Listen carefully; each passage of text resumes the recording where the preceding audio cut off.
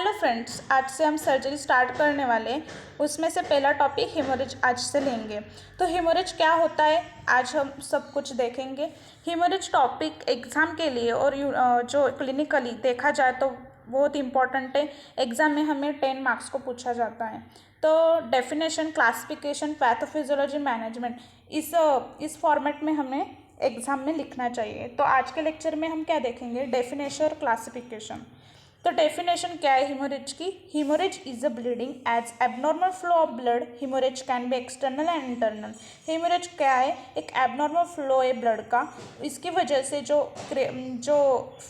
Injury, any type of injury जो form हुई, एक तो एक्सटर्नल एक तो इंटरनल, और जो ब्लीडिंग जो एबनॉर्मली बाहर निकलेगी उसे हम क्या कह रहे हैं हेमोरेज। तो फर्स्ट हेमोरेज नथिंग बट एक एबनॉर्मल फ्लो ब्लड का, और एक तो एक्सटर्नल हो सकता है एक तो इंटरनल। क्लासिफिकेशन, तो हेमोरेज को क्लासिफाई किया, उसकी नेचर, वेसल कौन सी इन्वॉल्व है इसकी बेसिस पे, टाइमिंग कितना लग रहा है हेमोरेज इसकी बेसिस पे, ड्यूरेशन, नेचर ऑफ ब्लीडिंग।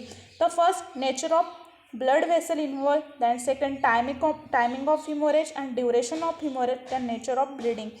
तो ब्लड वेसल्स मीन्स कौन सी ब्लड वेसल इन्वॉल्व है हेमोरेज के टाइम पे, वो टाइमिंग ऑफ हेमोरेज, कितना टाइम लग रहा है हेमोरेज होने में, वो ड्यूरेशन कितने देर तक चला, वो नेचर ऑफ ब्लीडिंग, कैसी टाइप की ब्लीडिंग है, एक तो मीन्स एक्सटर्नल है या इंटरनल, ऐसे नेचर ऑफ ब्लीडिंग। तो आज हम क्या देखने वाले हैं, क्लासिफिकेशन, पूरा डेफिनेशन तो देख ली, पूरा क्लासिफिकेशन लर्न करेंगे। Depending on nature of the vessel involve, तो 3 टाइप की जो वेसल्स होती है वो इन्वॉल्व होती है। फर्स्ट आर्ट्रियल हिमोरेज, कौन सी पहली कौन सी है, arterial, then venous, then capillary haemorrhage. दिख रही है कौन सी आर्ट्रियल हिमोरेज, वेनस हिमोरेज और कैपिलरी हिमोरेज। तो हम 3 टाइप के वेसल्स देखेंगे। तो कुछ तो इनमें से कुछ डिफरेंस होगा, इसलिए तो ऐसे क्लासीफाई किया गया।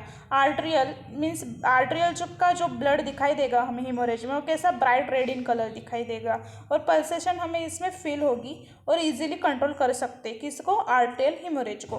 Then venous haemorrhage is dark red in colour, ये डार्क रेड कलर का होता है, नो पल्सेशन, डिफ़िकल्ट हो जाता है कंट्रोल करने में। Capillary haemorrhage red in colour होता है, रेड कलर का दिखाई देता है। तो समझ में आया क्यों डिफ्रेंशिएट किया है। जब हम आर्ट्रियल हिमोरेज देखेंगे उसमें हम ब्राइट रेड कलर का ब्लड देखेंगे, उसमें पल्सेशन हमें फील कर सकते हैं, तो और इजीली हम उसे कंट्रोल भी कर सकते हैं। वैसे देखा जाए तो वेनस हिमोरेज हमें कैसा दिखाई देता है, डार्क रेड कलर, पल्सेशन होती है इसमें नहीं, डिफ़िकल्ट हो जाता है कंट्रोल में जब हिमोरेज होता है तब। द कैपिलरी हिमोरेज हमें रेड कलर का दिखाई देता है। हो गए हमारे nature of vessel in 10 type की नेचर ऑफ वेसल से। First is arterial, then second venous, then third is capillary, और देन हम टाइमिंग ऑफ हिमोरेज देखेंगे।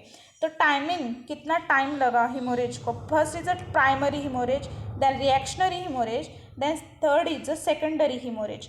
ओके, तो प्राइमरी हिमोरेज क्या होता है, जब सर्जरी होती है, जैसे कि फॉर एग्जांपल देखा जाए एब्डोमिनल सर्जरी के टाइम पे जो ब्लीडिंग आती है उसे हम क्या कहते हैं, primary haemorrhage, occur at the time of surgery. जो सर्जरी के टाइम पे आती है वो ब्लीडिंग, उसे हम क्या कहते हैं, primary haemorrhage.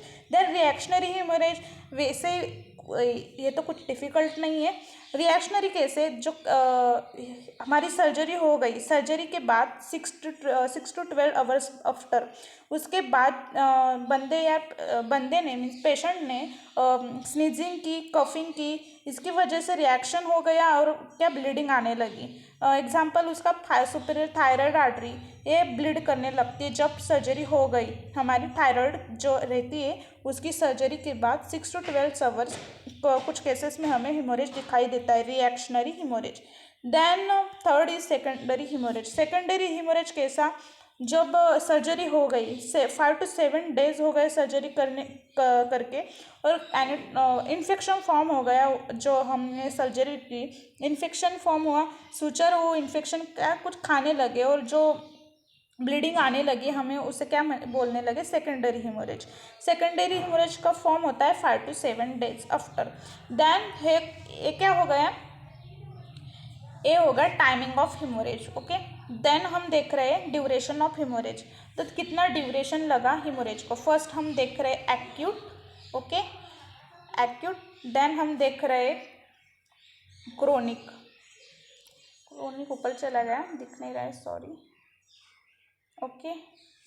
Chronic, acute haemorrhage क्या होता है, आप हमें तो पता है एक्यूट क्या है और क्रोनिक क्या है। एक्यूट जो थोड़े टाइम तक चला वो एक्यूट, और क्रोनिक लंबे समय तक चल रहा है वो क्रोनिक।